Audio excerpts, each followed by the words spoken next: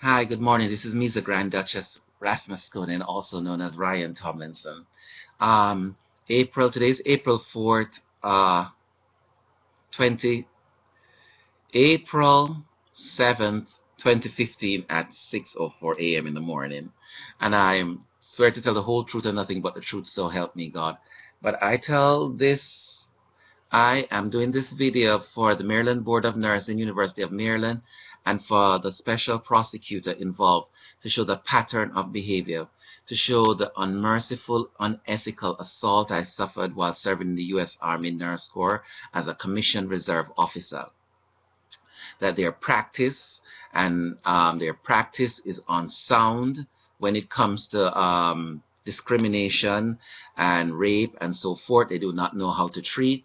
They are paralyzed and crippled when they're confronted ethically.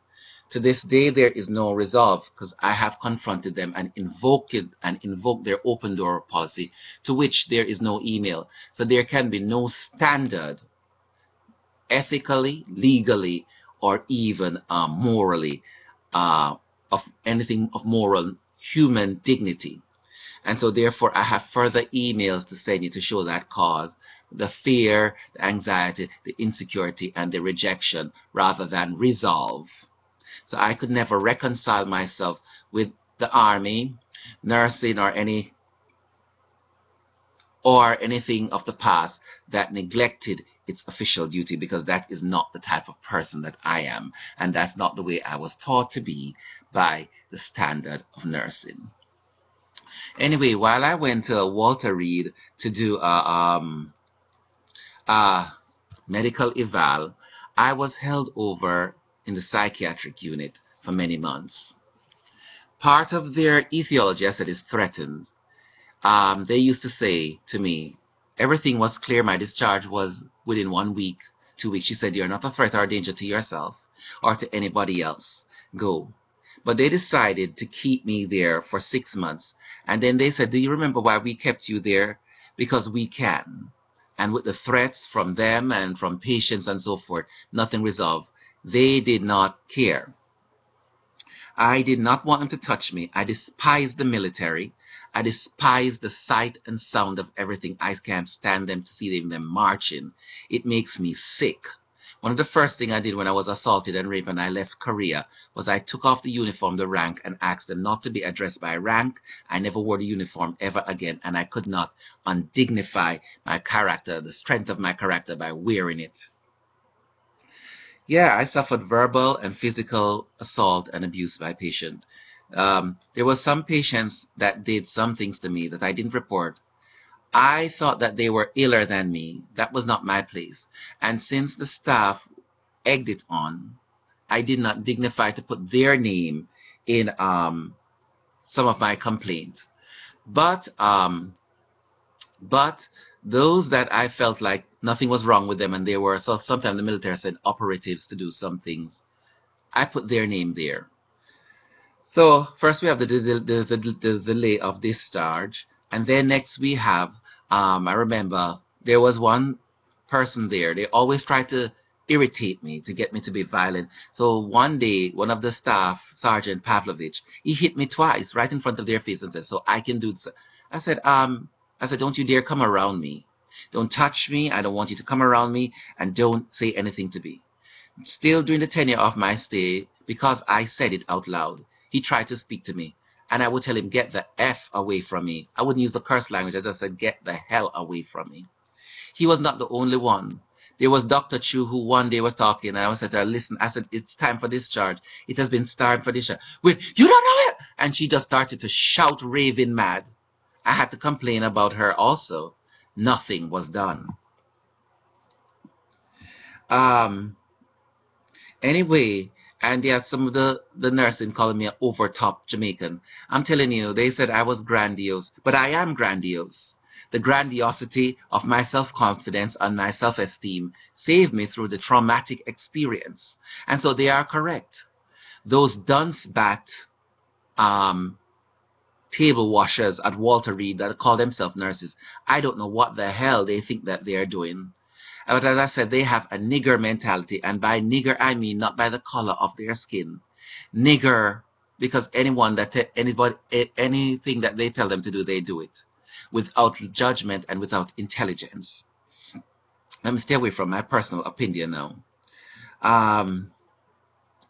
Then there was a time when I had strict diet. I would only eat some things. And when I set up my diet timetable, one day I observed Miss Park taking food out of my plate and so forth. So I observed, I stood around the corner and I came around and said, "Could I have my plate, please? Where's my plate?" The plate was supposed to be on the card. And she said, "Oh, this is your plate." I took it up by accident. When I took it up, there were things missing out of the plate.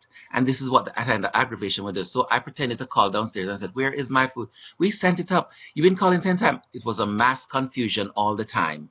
This is what these idle idiot bitches that work at Walter Reed do.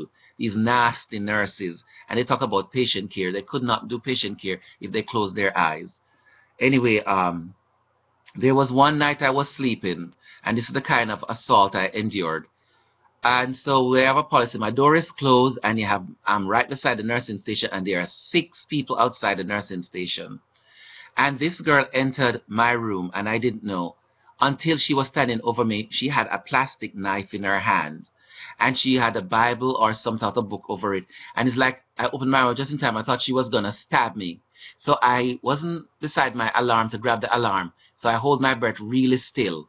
And then she started to pace, and whatever she was doing, she was loud in my room. And they stood outside by the nursing station. They stood outside by the nursing station doing nothing. So after she left out of my room, right, I went outside by the nurse. I said, "Didn't you see her in her room?" She said, "Oh, it's just a girl. It's Amethyst." And I said, "Well, what the hell were you going to do? I could have been hurt." And none of them did nothing. And I reported it, and none of them happened. I reported it to patient care services. Nothing happened. They stated that they don't do anything. They really didn't care. They didn't even take the report. Then there was another boy. I'm going to end this one quickly because my time is running out on this video, and I need to make a longer video. There was another boy called David Morgan who threatened and harassed me while I was a patient on the ward. He called me a Muslim. He said Muslims were niggers, Muslims were stupid, and America is the greatest. I said, of course America is one of the greatest countries in the world because of its inclusiveness. He said Muslims are niggers and America is great because we kill Muslims. And I said, well, that's unfortunate. And I said, please do not communicate with me. I do not share those values with you. And that boy threatened me, made a noose, stood outside by my door and said, "Hey," he did call me nigger. I wasn't frightened by it. I reported it to the nursing station. They did nothing. He made a towel foot of a noose, and he and his 3 friends stood out there that evening. And to that further aggravation, one evening there was a 10-foot rule between both of us after that incident. And I sat in the television room, and he was in the opposite. He came right in there and said, "What the fuck is their problem? What?" Just shouted at me, "You can't talk to nobody." And I said, "What is wrong with you?" I just stood there looking at him, and all the staff looking at him. And then they said, "You go into your room." And he was rolling around the ward. The boy attacked me. He tried to attack me. The demented boy. And the staff, Mr. Amoka, and the rest of them did nothing. "You need to stay in your room all the time and leave these people alone." I said, "Me? Did I attack him or did he attack me?" And then the social worker, Miss Lisa Howard, she decided to delay my discharge because I wouldn't speak to him because the boy threatened me. "He's trying really hard to apologize to you." I said, "I don't need an effing apology. Lisa Howard, social worker bitch. I need him to act in a safe way so that I do not feel threatened." I mean, I don't get the insanity of these people. They were a threat to my existence. They were an annoyance to my comfort and to my health. This is Ryan Tomlinson.